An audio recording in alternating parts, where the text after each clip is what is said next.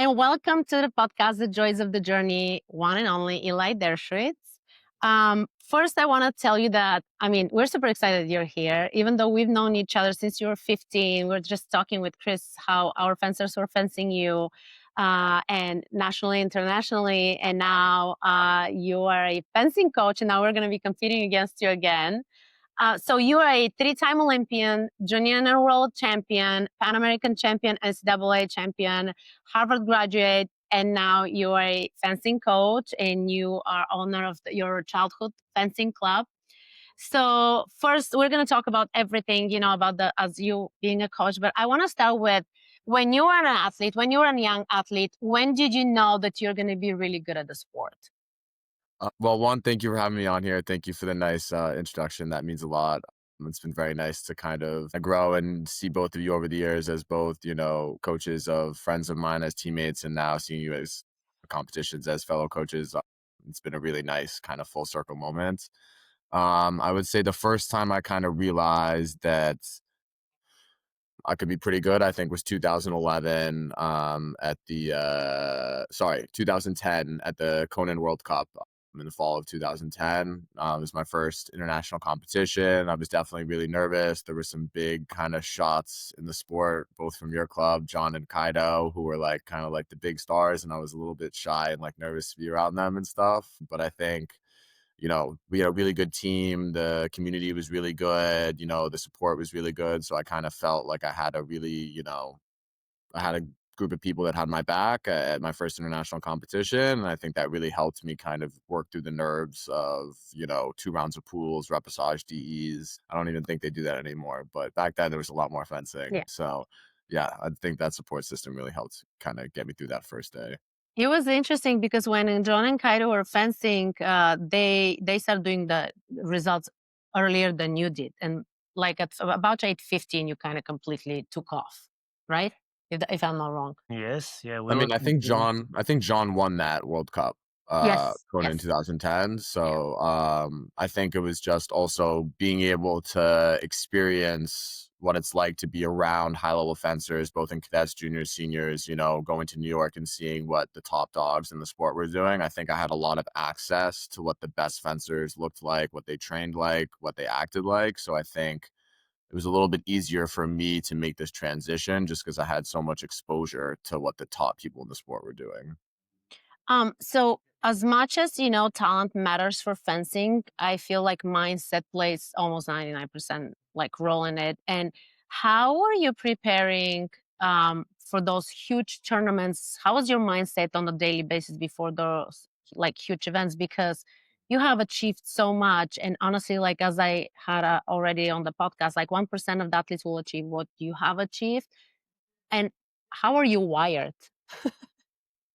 I would say the number one thing my childhood coach Z did for me to get me kind of prepared for competitions and big moments was learning how to not lose focus at practice, learning how at practice to never make the same mistake twice, learning how at practice to never go through footwork with your mind wandering and just kind of randomness. Everything that we did in practice was structured and had a plan. And I think I was really good at trying to win footwork or trying to win drills and not just like kind of wasting time going through the motions of everything at the start and then just focusing on the bouting. I think that's probably the number one thing that I would say is correlated to success in fencing in the younger age categories is the quality of the training before you get to bouting.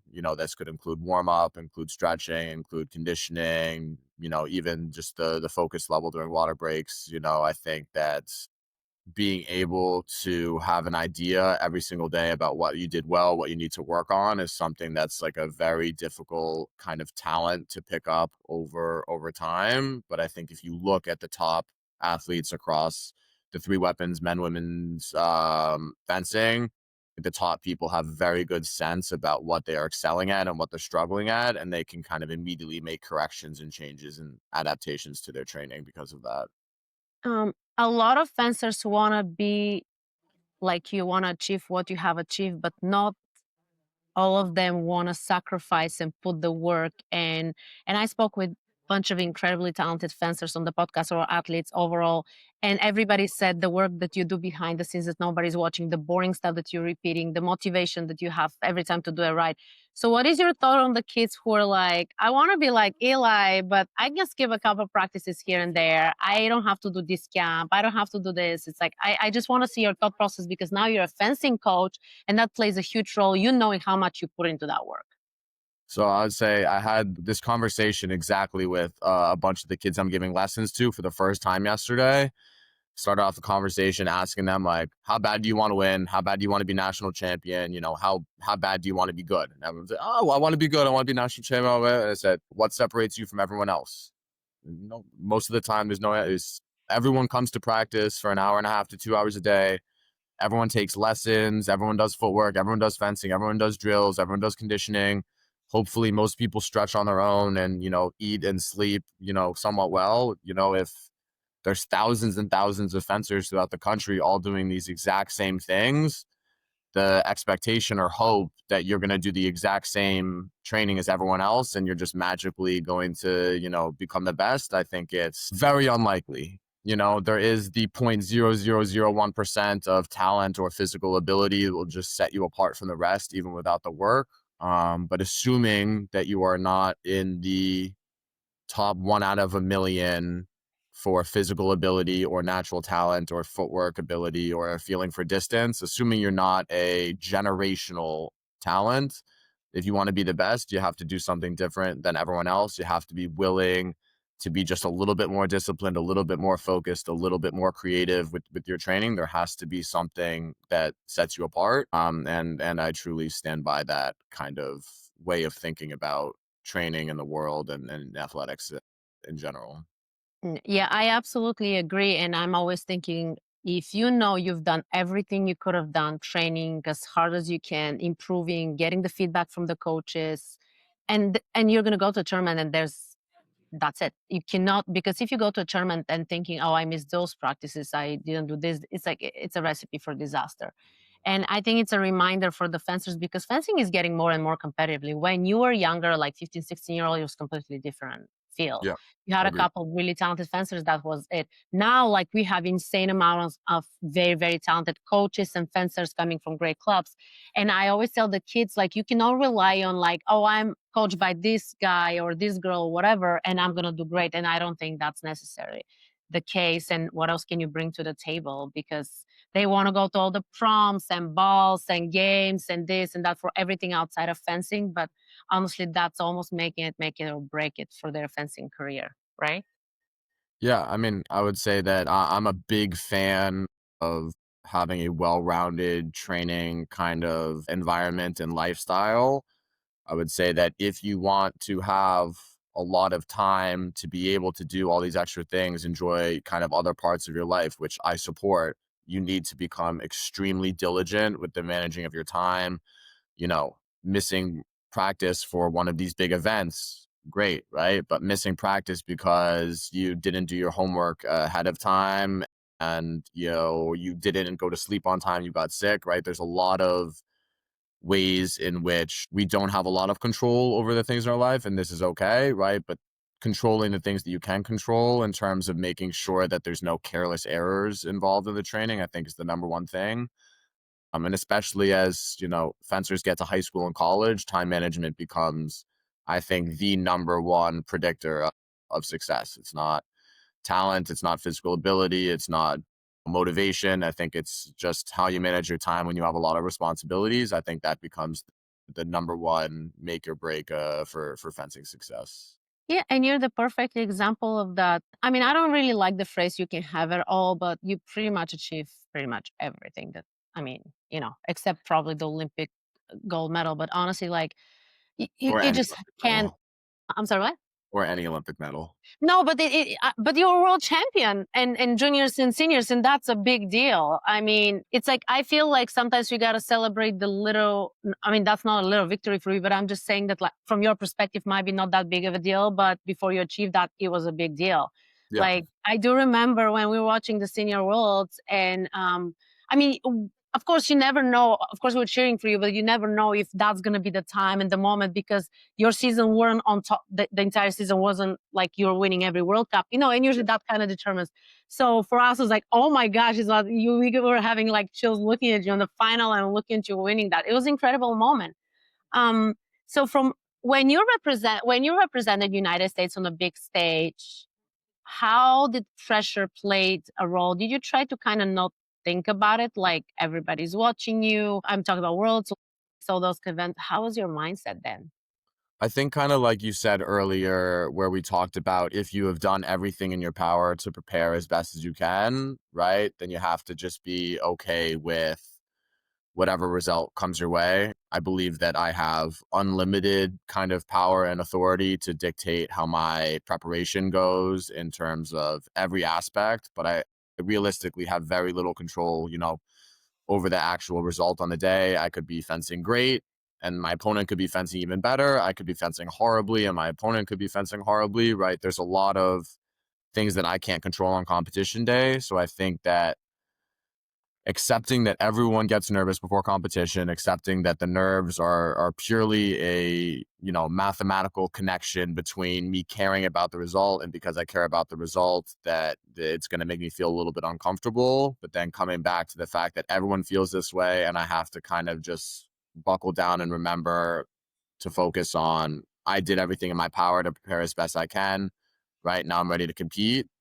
I think that that was something that was really helpful for me in college, knowing that there were days where, I was running an optional morning conditioning practice from 7 to 8:30 a.m., that wasn't mandatory, but that people were coming in, we were sprinting, we were running, we were doing core, right, doing a little bit extra, after, our official practice over 4:30 to 7, sometimes driving home to my hometown to take a lesson with Zoran from, 8 to 9. Those days were brutal, but I think at the end of the day, I was able to honestly tell myself, like, I'm doing everything I can to prepare, conditioning wise, technical wise, footwork wise, bouting wise.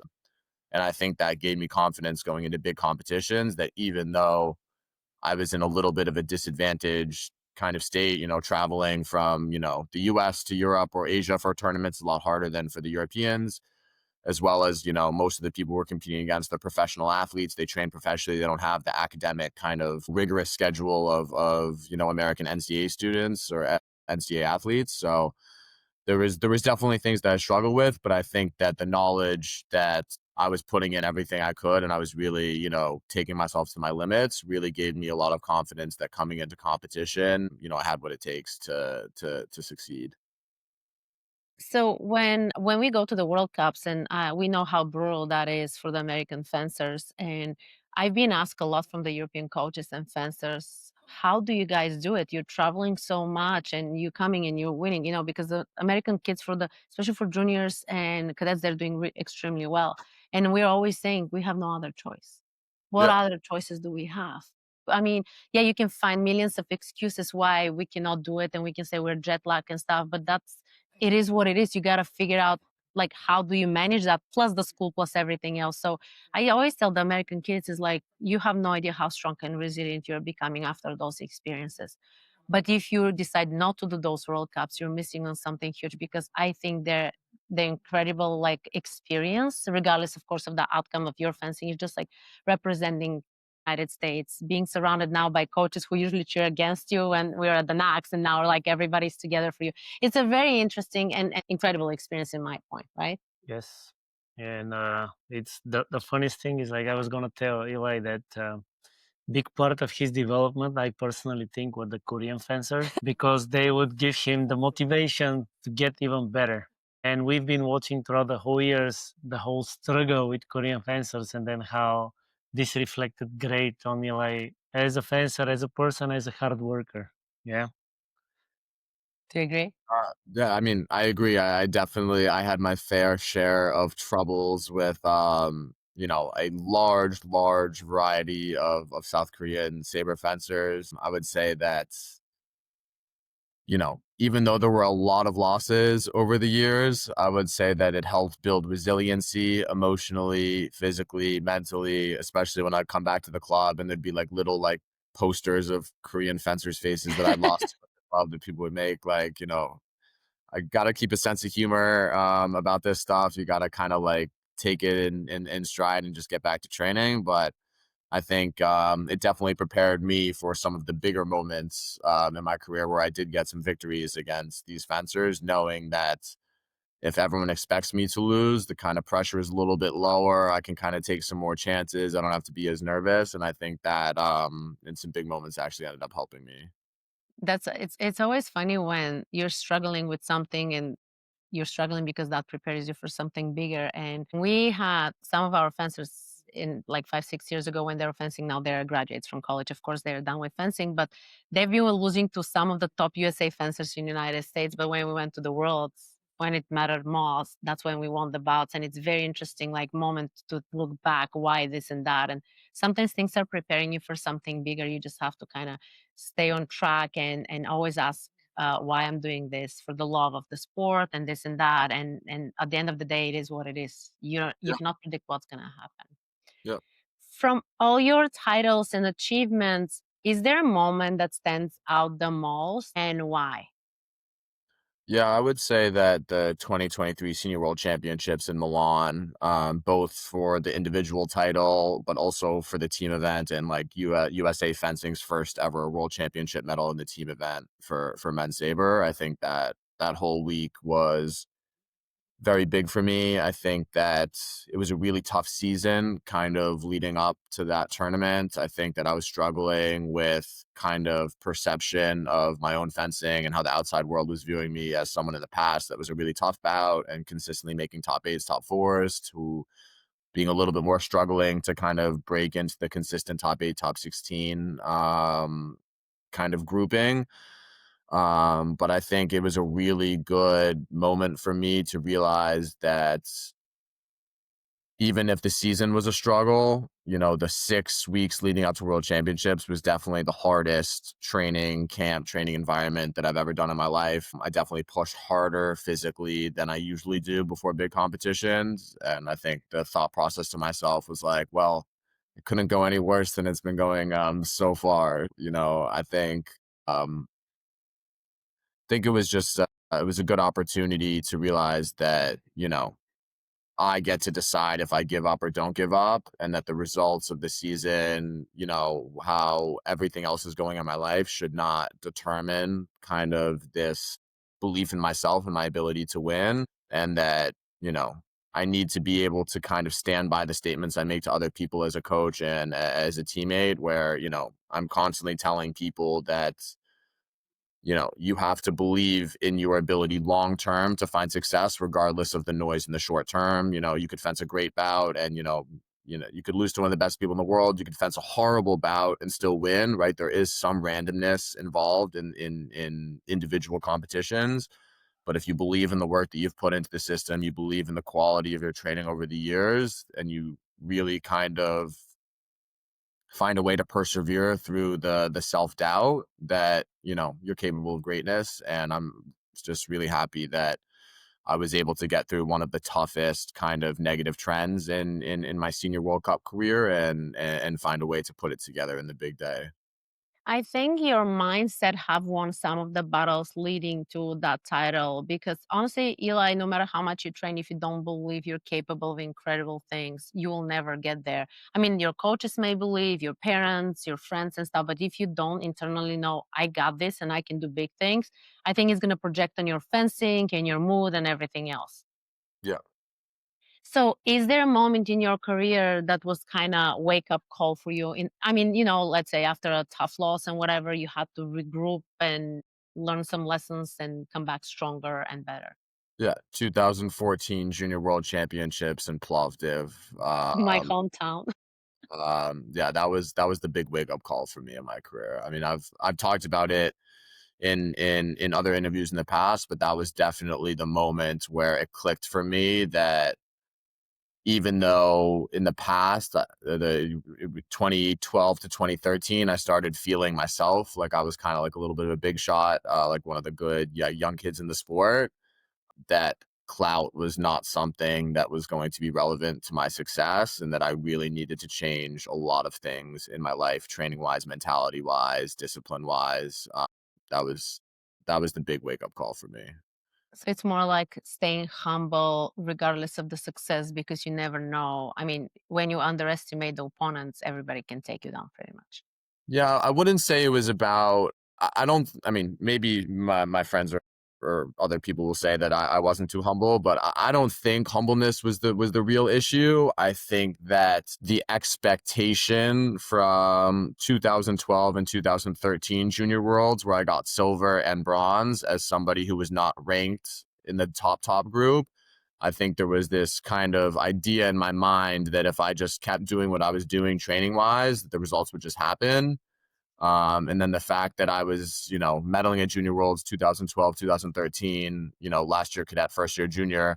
And then 2014 comes along. I start winning Junior World Cups. I'm ranked number 1 in the world and I lose in the 128. I think that was a big wake up call to me that there's no guarantees, right? Just because you're ranked high doesn't mean you're gonna finish high. Just because you're better than your opponent doesn't mean you're gonna beat your opponent, right? Just because you're worse than your opponent doesn't mean you're gonna lose. I think breaking that kind of very rigid mindset where, there was a certain way to train and it was guarantee of success was big for me to be like, okay, I might not have complete control over the results of the competition, but I do have control over preparing myself better than everyone around me. And from there, 2014 onwards, I would say that was a large majority of what was going on in my head regarding fencing, was just out prepare those around me, out prepare everyone, and then I can kind of sleep easy knowing I did what I could.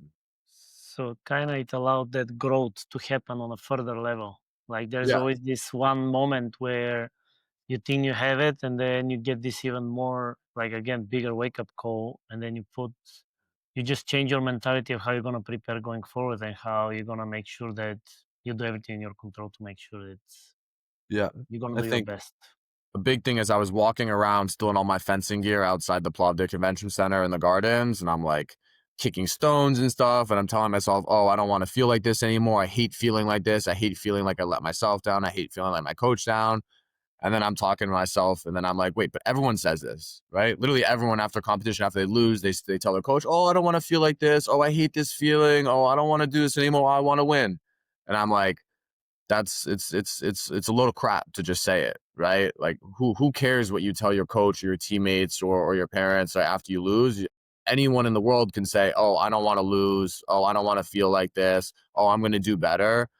And then they train the same way. They fool around at practice. They don't bend their knees doing footwork. They don't have focus during stretching. They're forgetting their water bottle, their body cords. There's a million different ways in which people say that they're willing to take the next step in terms of upping their training, and then they don't do it. And I think that was a big moment for me. I was like, I don't want to be just the person who talks about training at a higher level, at a more disciplined level, at a more efficient level. I think that it was big. I was like, words are meaningless without, backed up actions. Um, I mean, I totally agree. And I honestly, like, from my perspective, watching you and having so many of those like top athletes as a friends and our fencers who have been successful, usually like when something goes off, you got to look for you. What can you change? Because me as a coach, I can do so much. And of course, I'm trying to improve every tournament. I don't think I reach perfection. I don't think I'll ever reach perfection, because the moment you feel you don't have to learn anything else because you know it all, is the moment you stop growing. That's my opinion. And I'm always learning with every kid, every generation, every coach, every athlete. And so you need to always go back and look, what can you change? Because I always tell the kids, if you do the same thing, you're going to have the same outcome. And sometimes when you're getting older, you got to do something extra. What extra can you do from what you haven't done before? I was, while you were talking, I was thinking about to ask you, do you meditate? Like, do you meditate? Do you visualize your tournaments and stuff like that? Yeah. Less so now that I've taken a little bit of a break from competition, but I would say at the height of my career, I did a lot of meditation and a lot of visualization. And I think a big thing for me overcoming the fear and anxiety the night before competitions and trying to deal with the nerves of, just thinking, laying in bed for hours, what am I going to do first touch? Am I going to do advanced lunge? Oh, they're going to pull me short. Am I going to do double advanced? Oh, they're going to hit me in prep. I was like, I would just lay awake, be worrying about these things. And then I think that through practice meditation and visualization exercises, I actually realized that just from my mind, I could have like a very, very calm resting heart rate of, high 30s, low 40s. And then just from visualizing a big competition, 14-14 in the final, I could get my heart rate into the high 150s, 160s, right? And then from careful breathing exercises and stuff, I could get that back down into the low 40s. I think that was a big kind of shocking moment for me where it was like, I didn't need to actually experience the excitement of competition to get myself pumped up and then calm down, right? The fact that I could just be sitting there with my eyes closed and have this huge fluctuation in getting myself pumped up and then calm down again, I think it really helped kind of reinforce the notion that I had heard a lot, that I have a lot of control over the connection between my brain and my body. I have a lot of connection over whether or not I pump myself up or calm myself down. And people talk about this a lot, and it's easy for a coach to tell a student this, but when I actually experience this, the ability to get myself so fired up, I'm ready to run through a wall, imagining 14-14 at the Olympic Games, to 30 seconds later back down to super cool, calm, collected, ready to move on. I think that was a very interesting kind of exercise for me to realize that physical training was not at all a majority of what was needed to kind of dominate in the sport. That is very, very interesting because I do love watching documentaries about successful athletes and coaches talking about them. And visualization is one of the main things a lot of athletes are doing to kind of, exactly like you said, to control your emotions and everything that goes behind the scenes. Because if you don't practice this, when you go to the tournament, it's very hard to control that because you haven't Yeah. practiced it. Yeah. I can't stand I've only been at the club for 6 weeks, but I can't stand when I say, it's okay. I said, give me a little bit more voice, a little bit more fight and practice. I don't feel like it. Say, you know what? At the tournament, you're not going to feel like it all the time too. Oh, people are going to think that I'm, trying too hard. Who cares? I would say, you think 500 years ago, you think warriors going into battle, you think they were concerned about what their opponents would think about them? No, you're trying to survive. You're trying to dominate. You're trying to survive. You can't be worried about what other people thinking. But I hate I don't feel like it. I don't feel like sprinting back and forth 100 times, but I do it because it's necessary for me to get to where I want to go. So Yeah. I'm trying to get away from that. Letting how you feel dictate, the level of your training is the complete opposite of a disciplined lifestyle. So This reminds me of, honestly, the athletes. Have you noticed a trend lately that athletes are not sharing their success when they win anything in fencing and social media? So I it's a have trend. noticed definitely a little bit less sharing on So social media, and I think yeah, it's quite frankly the worry about what other people will think about your exactly. success or your attitude. I think is crazy. Obviously, I'm not saying full caps lock 17 paragraphs about how amazing I am, but I definitely think people are way, way, way too worried about what other people are thinking, and way less and not worried enough about um the perception nationally that they're a dominant force to be reckoned Yeah, with, and that anybody that goes up against them in competition better be watching out. Because I've been telling this to all the kids, said, don't you want people to be fearing you when you show up on the strip against them in competition? Yes. Okay, give them something to fear. I don't feel like it. It's like, I definitely, maybe not so humble, I feel like at national competitions there was a while where most people, when they fenced me, they expected to lose, and I felt like I could feel this energy from them in the start of the and bouts. you're feeding from it.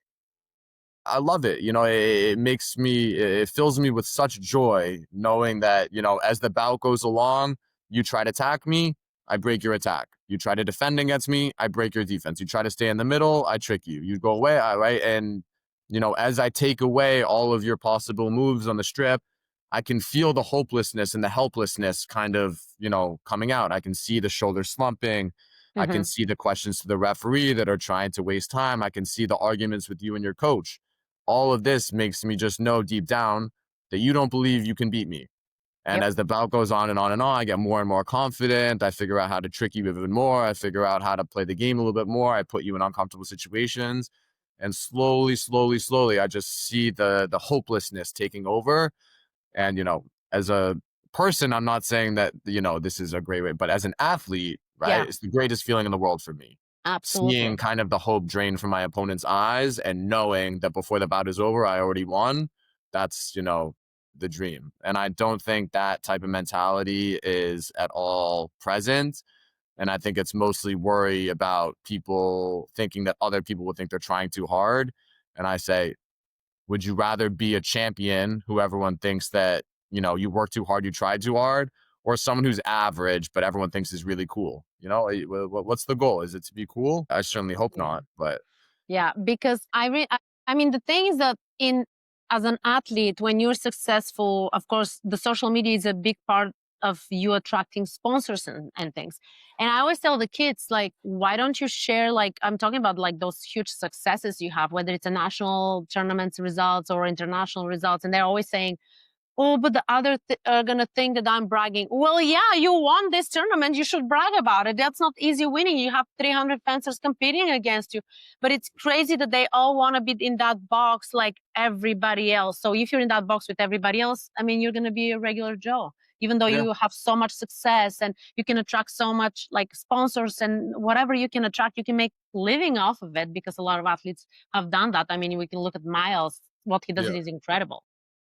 I would say that even less focus on the sponsorship aspect and more about just taking pride in what you've done, right? Mhm. Even if it's, just a picture of the podium or the tournament without any caption, without any saying, oh, I won gold, right? Absolutely. Just a picture of the experience to save, a moment of time. At this moment, you beat several good athletes to make it to the final. You had a really good day, taking pride in the work that it took to get there, taking pride in, the community of, coaches, athletes, trainers, and admin that helped you get there. I Yeah. think, the worry of, I'm going to be thinking, people are going to think that I'm bragging. Okay, there's ways of making it a little bit more, relaxed and, a little bit less braggy. But I think the idea that you should not take pride in your success is an erroneous idea. And if I think the worry is that you don't want to seem like you are, you know, too hyped up on your own success, say, post a picture from the tournament and say, I could not be more grateful for everyone that helped me to get to this moment. My coaches, my family, my friends, my teammates, people were supporting me all day. I feel like I'm the luckiest person in the world that so many people, had my back in this big moment. Don't even mention the medal, right? But Mhm. there are definitely ways where you can find a balance between not being too cocky, but also taking pride in all the work and appreciate the work that you kind of put into the sport to get to this moment. Yeah, and I also feel like it's also a reminder for yourself, like as you say, how far you have gone. Because sometimes we all, I mean, in one level, we forget how much we have achieved because we are disappointed of the current situation. But if we look back and you see all this in front of you, and you don't need people's approval, because those people are not going to be helping you to achieve the next thing, regardless if it's fencing related or not. And you cannot live your life. And I always tell everybody, for the approval, because all of us have lived in certain way, like, should I do this, should I do that? And I think that, yeah, once you break that chain, the possibilities are limitless, like, because Yeah. otherwise you'll always care what people think, and you're never going to satisfy anyone, like, Yeah. and why would you? Yeah, but So, then you could also say, also post something when you have a bad competition. If oh you yeah, don't want to absolutely. think that you're only bragging when you win, you have a bad day, you know, photo dump from, October 9th, 2025, tough day in the office, had a great time with friends, back to work with the coaches on Monday, excited for the rest of the season, right? It doesn't have to only be, Absolutely. the glorious aspects. You can, you know, for some people, they don't like social media. That's fine. I'm not saying that everyone needs to be on social media, but if you are on social media, you should not be afraid to post, both Yeah. success and failure stories because of what people think. Yeah, because you're humble and you want to share that you have your off moments and stuff. I think after this podcast, fencers will hire Eli as a social media coordinator, because he Oh, said please, it. please no. I'm trying to spend more time in the fencing gym, less time on social media. So come to me with strategy or theory or something other than that, please. Guys, I'll share his information to sign up for his social media course. No, just kidding. Over the years, have you learned how to separate Eli, the world champion, and the superstar from just Eli? Like, because there's two personalities for every successful athlete. I would say I'm pretty good at it now. I think there's definitely people in my life that have only experienced one of the two. And I think it's really funny to see those people kind of interact. Like when I first started dating my wife, Karen, and she was hanging out with me and a lot of my fencing friends that trained with me every day, the fencing friends would be like, yo, Karen, I don't know how you put up with Eli every day. Like he's so crazy at practice. Like he's so like attention to detail. He's always arguing. He's always on people. Like he's like, get off your phone, like work harder. He's always like, he's always on me, right? He never relaxes. He's just so serious all the time. And she's like, him, this idiot. He's so chill and just like quiet. And like really, he likes to, bum around, have a good time. She's like, you're not talking about the same person. And it's just funny how, different people in my life can experience like different sides of me and then hopefully, someday get to, understand the whole thing. But I always thought that was really funny how people that practiced with me thought that I was way too over the top. And then people that didn't practice with me thought that I was just like never, super serious about any situation. So I definitely think that there is the two significantly different sides of me with regard to, when I'm in super serious mode versus when I'm in a little bit more kind of humorous mode. Yeah. Um, so how has fencing shaped you outside of the fencing as a leader, as a person, as a teammate, and how has the sport shaped all your success? Yeah, I think the philosophy of bringing up other people along with you has definitely been the number one thing. I tell people when we're doing drills almost every day, if you do bad quality drills technically for your teammates, you are giving them bad training. They are going to get worse, and this will negatively impact your training, and it is a cascading effect. Or you could do a very good job, when you're the coach in the drill of giving very good training to your teammates. Your teammate gets better because you are giving them good training. When they get better, they give you better training, you get better. It's a cascading effect, right? So the idea that you're not only training for yourself, but you're training and bringing up the people around you to make everyone better as a community, as a team, I think has always been very meaningful to me. I think I was very lucky that when I was a youth/cadet/junior fencer in the sport, I had access to the national team and Olympic team. I got to see how they acted, how they treated each other, how they, competed at practice. And I got to see that idea of they already had success and reaching back down into the younger age groups and trying to help find success for those age groups and through mentorship and teaching and coaching and just and mostly mentorship kind of affect the next generation. And I think that always stuck with me, especially without college. I tried to be a very good, mentor to a lot of the younger saber fencers at Harvard. I think the fact that I graduated in the spring of 2019 and became a volunteer assistant coach in the fall of 2019 when Mitchell and Phillip were freshmen. So, I basically was a brand new coach. They were freshmen. And then, 5 years later, we're at the Paris Olympic Games together as teammates. I think that's definitely one of the most meaningful kind of mentorship aspects of my entire life. And definitely, I mean, it makes me feel really good, on a personal kind of selfish note, feeling that, I did something, Yeah. that was meaningful. But I also, I have this hope that, other people kind of see these trends of older, more successful athletes being good mentors towards younger, up and coming athletes, and then hoping that this trend kind of continues long term and that people always feel like they were well taken care of when they were coming up and they feel kind of the want to reach back down after them and bring the next generation up. All the success that you had and the struggles you had and the teammates, because you had different generation teammates for the national team throughout the years and a different, the coaches, because there are a bunch of coaches, with the USA team. How is that going to help you, or how is it helping you now for your club? What kind of quality work you expect, the environment, the mindset for the kids, the mental health for the kids, and all those things? I mean, I think that I think I was really lucky to get such a wide variety of athletes and coaches that I had exposure towards their philosophies, their training methods, their footwork strategies, how they strip coach. I think I was just, when I was younger, I just tried to be like a sponge for information. Any type of new footwork exercise, I'm trying to see how to implement it. Any new, stretching routine, or recovery routine, right? Or, video analysis routine, right? I was always just trying to figure out, one, what are the top people doing? And two, is that something that will be helpful to me if I implement it myself?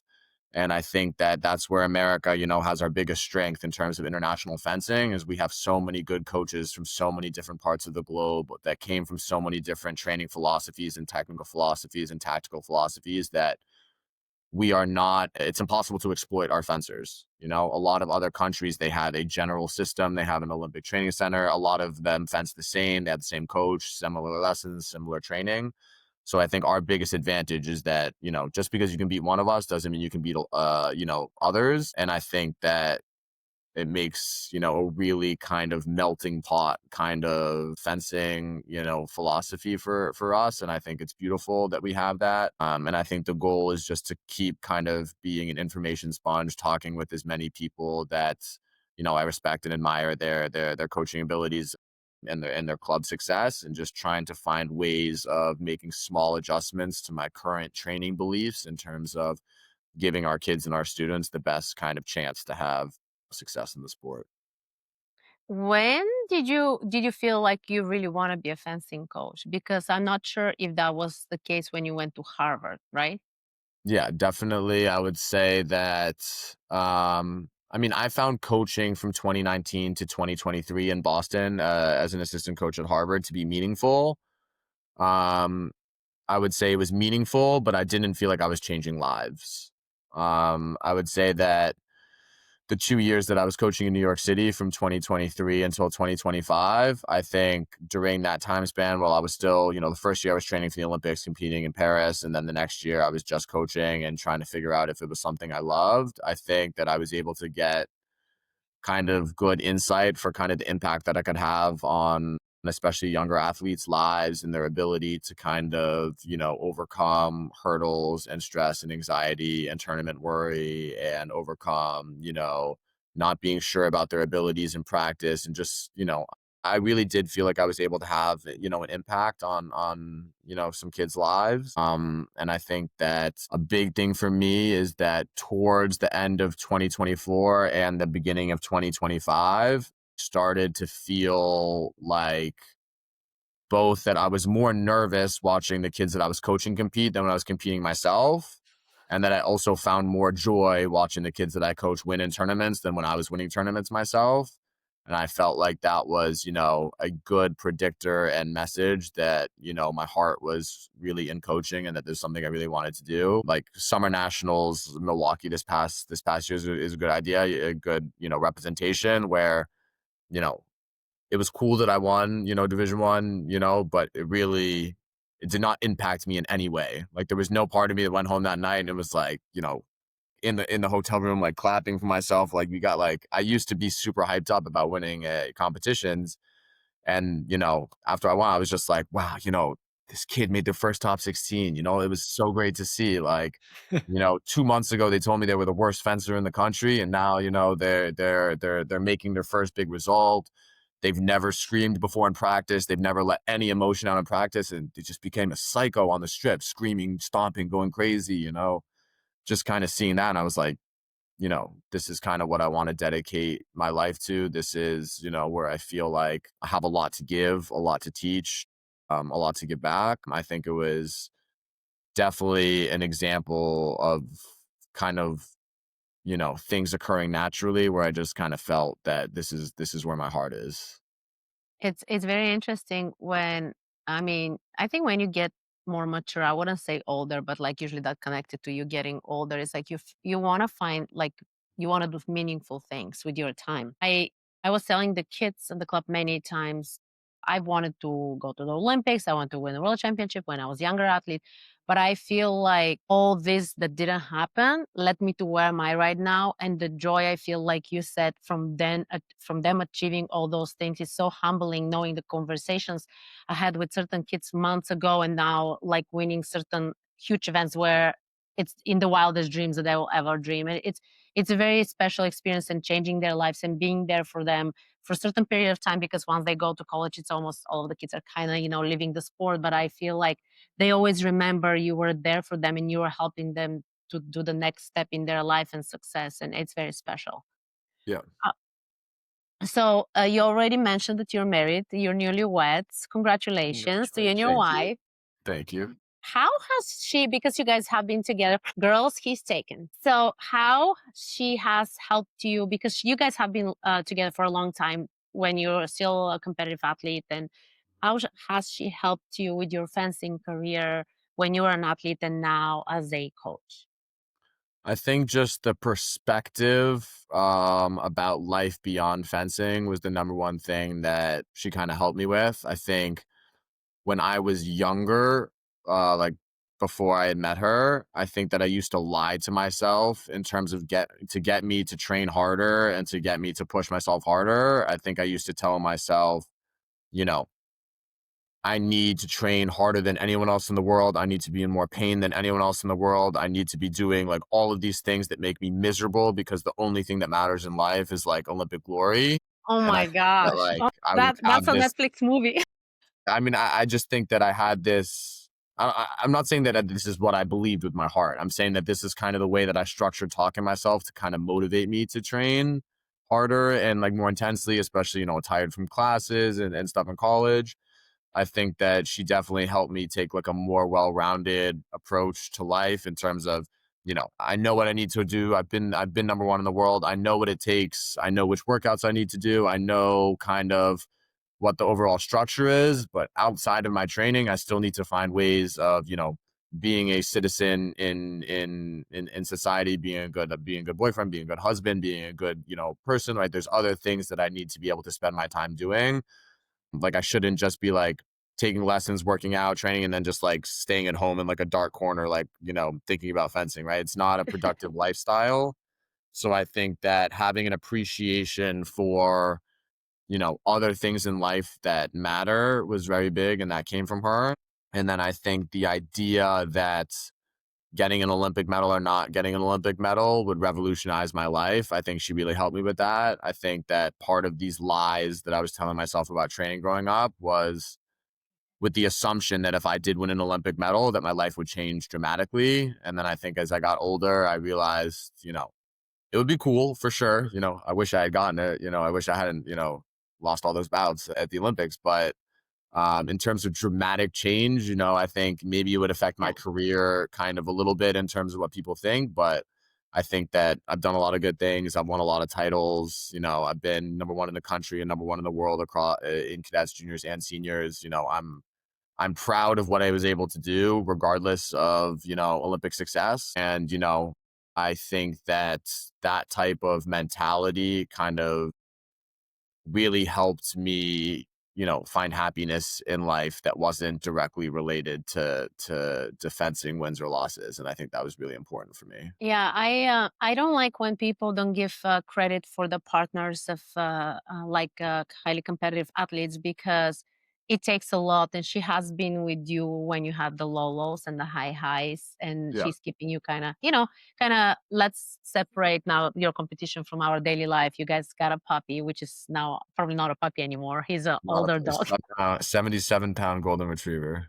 Yeah, but I feel like you're trying to kind of check out from this mindset of constantly go, go, go, because your mind and body needs a break, and the partner makes it or breaks it that for you, your healthy environment and balance between you, the competitor, and you, the regular Eli, that just loves, I don't know what you love to do in your free time. You can share with us.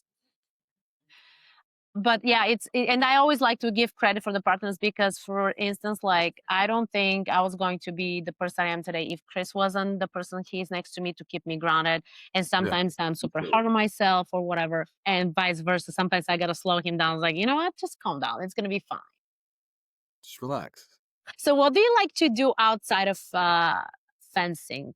What is your hobby, if you have a I would hobby? say that we're both very outdoorsy people. We love, taking time on the weekends to go for like hikes on trails, mountains, bringing the dog, letting him swim. I would say that we definitely like to stay moving, things like that. I would say that it hasn't been super easy over the years to do a lot of traveling together, just because I was away at tournaments or so much. We got together during COVID shutdown and stuff. But I think that this past summer was really nice that we got to spend a few weeks kind of traveling through Europe together. I'm very kind of excited for kind of how fencing or traveling as a fencing coach is a little bit easier than traveling as a fencing athlete. And maybe we can do some more trips together.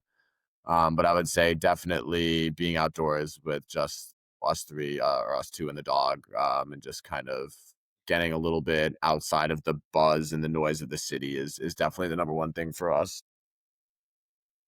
So I want to ask you, what does it mean for you, the joys of the journey? Because I named the podcast The Joys of the Journey. You probably figure out what it means, but what it means to you, the joys of the journey. Yeah, I think what it probably means to me is that if you offered me the ability to have a significantly different journey in my fencing life, but have Olympic gold medal, right? But I didn't get the experiences that I had, the travels, the friends, the teammates, everything. For sure in the past, I would have said, take it all away. Give me the medal. But I think that as I've, grown to appreciate all of the kind of lucky things that I have in my life, all of the people that I've had in my life that have helped me, supported me, loved me, been around my fencing career, I definitely think the joys of the journey, the places I've traveled, the people I've met, the athletes I've met across the world, the referees I've met from across the world, all the different places we got to do training camps, World Cups, World Championships, all the people that traveled on the national team, sports med, armorers, U.S. fencing staff, the sportsmen that helped me at home, there's really just, my family, my siblings, my amazing wife, there really are too many people to name that really had a big impact on my life as an athlete. And I think that the joys of the journey would be that is more important than the number of medals at the end of a career. Absolutely. Chris wanted to ask you, I think he wrote a couple questions so he doesn't forget to ask you, right? One of the things was that when we were back in Croatia on that World Championships, that you got third in juniors. I had 15. to take a picture. I had to take a picture of you eating pizza because I had one of our national champions that they were always afraid of eating pizza before big tournament. I was like, Oh, see, yeah? Eli ate the pizza, you can win this tournament. So he ended up winning Y10 nationals, Y14 nationals, and junior nationals. So Who was it? Trenton Trenton Schmidt. Schmidt. Reddit? Okay. Well, I'm glad I had some type of I impact. still remember that when I'm scrolling through my phone, I see this picture at the cafeteria where you're biting the pizza. That's funny. Eli, I want to ask you, what do you want to be remembered for? What kind of legacy you want to leave behind, not only as an athlete, but as a coach, as a person? I would say that I hope that the kind of memory or legacy I leave behind is that people remember that at practice and at tournaments, I wasn't only focused on my own success, and that I took the time and the energy to kind of help other people in training get to the next level, to be able to strip coach other people at tournaments when they didn't have coaches there. And that I hope that people remember that even though it's miserable to train with me, and I accept this and I apologize to all that have had to train with me in the past, I'm very difficult to train with. I hope that people remember that the reason behind it is that I want to help kind of other people kind of succeed in similar ways. And I want to kind of help pass along the knowledge and expertise I have in the sport to other people. So I'm definitely hoping that is a part of my legacy. And then I would say the other part of my legacy that I hope is that, as a very new club owner at Zeta Fencing, and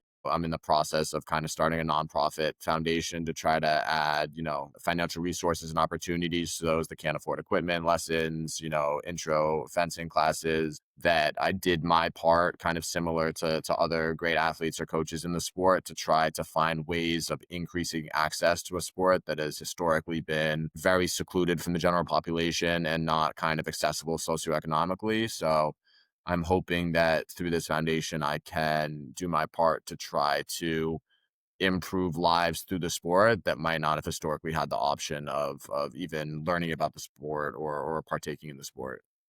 This is incredible. I really want to thank you for taking your time to be with us here today. I know how busy your schedule is, and I'm so grateful that I have met you so many years ago and I got to know you, and I can really call you our friend. We wish you nothing but the best, and I'm sure that you're going to achieve all those things that you wanted to achieve. And we're going to be always there to cheer you on and share our words of wisdom. Thank you again, and I wish you nothing but the best. Yeah, it's my pleasure. Thank you both for having me on. It was a wonderful conversation, and you two have been, lovely friends and mentors and coaches over the years. So I appreciate you both as well. And I just want to add one more thing is like for me is to appreciate that, to see how you grew, because again I was first-hand witness on how you grew We're an from, idiot. again, from a regular job to a world-class athlete and then to a world-class leader. That's the biggest thing that somebody can achieve, and we are really focused on giving back, and that's a great example of it. I Thank you. appreciate that. Okay, bye. See you later. Have a good one, guys. Just stop the